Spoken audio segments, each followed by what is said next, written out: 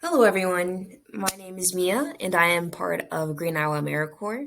This will be a new series on our channel called Wildlife in Iowa. This will go over various types of animals, ranging from deer to foxes and everything in between.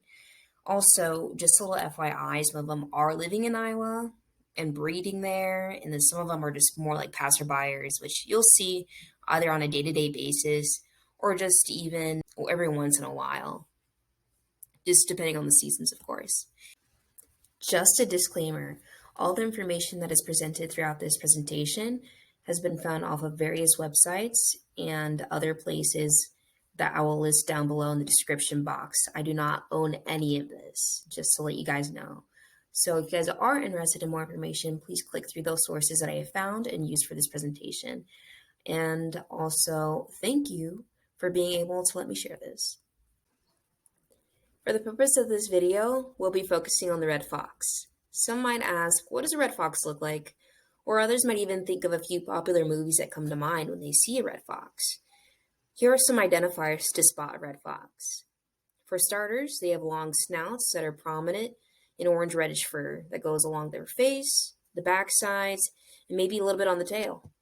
The belly, throat, and chin are kind of like this grayish-white color that kind of looks mottled. So their feet are black, and they also have black tipped ears that are large and pointy. The tail is kind of fluffy and white, kind of like a mottled grayish, and they also are 2 feet tall and 3 feet long. You'd kind of compare this to the size of a small toddler, like the height of them, not the length, but the height, and also the length of a baseball bat. The lifespan can average around 2 to 5 years. The longest lived so far that was kind of on average was 6 years, but due to the natural environment, they don't live for too long.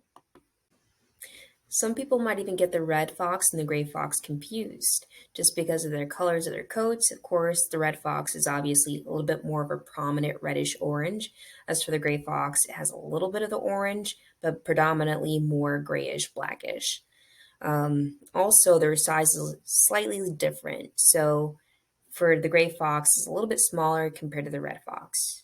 And sometimes it may be hard to tell just because it is a little bit of a small difference between the two.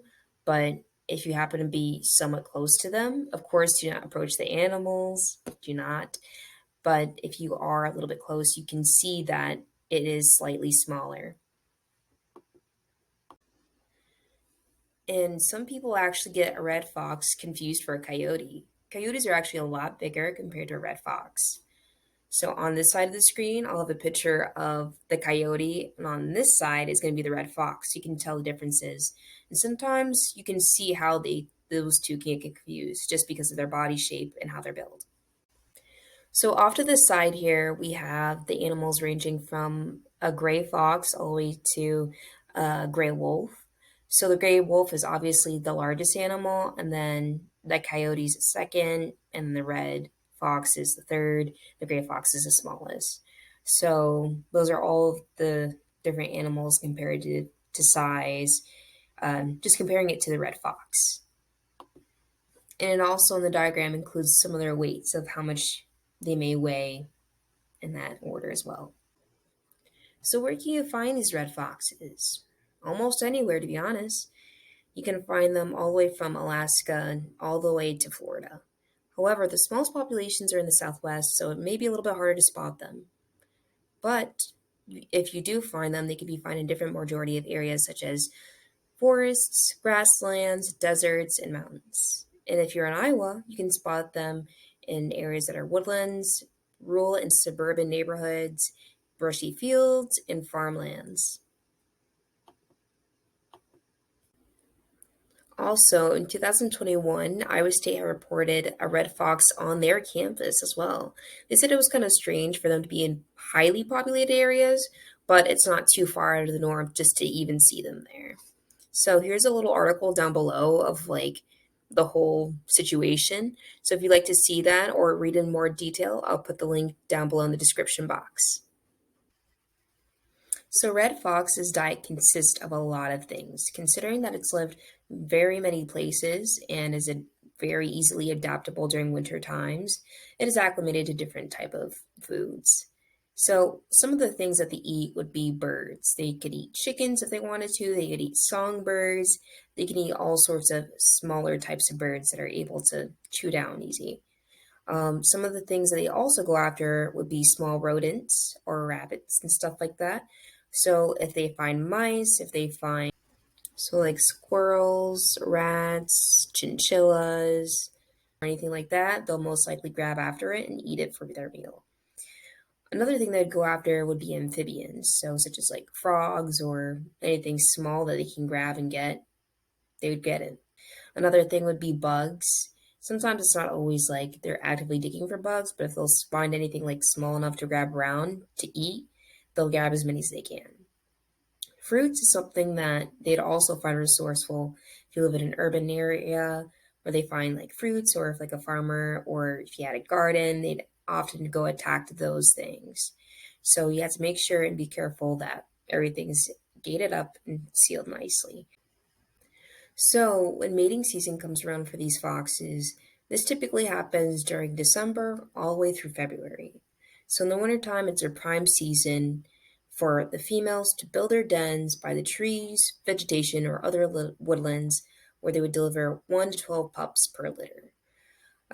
These pups are typically brown or gray, sometimes they change to red within those 4 to 5 weeks. Both parents usually take care of the offspring until next fall, and the foxes are then set out on their own adventure. Normally, these animals are monogamous till death do they part. Literally. So, some of the threats and predators that these red foxes face, here are some that I listed below that are included and are not limited to. Starting off with the wolf, and then there's coyotes. People might argue and say that people are the biggest threat because of the hunting them for furs and making them into coats. Also, having them open for open season, hunting them in that way. Um, so, another way that people are a threat to red foxes would be through poisoning. Some of it may be intentional, so that could be ranging from putting poison outside to ward off the animals, or just even keeping them away from doing any more harm to their crops or land or anything that you don't want them touching. And that could be potentially fatal to that fox. In another way would be unintentional poisoning. So if somebody were to have either chemicals or products disposed into their yards, or let's say trash can, and they get into that, that could also be potentially fatal to the red fox. Also, another way that people could be a threat to them would be through cars, such as, red foxes trying to cross roads, they could be hit by a car. Another threat would be a sarcoptic mite. It's called mange.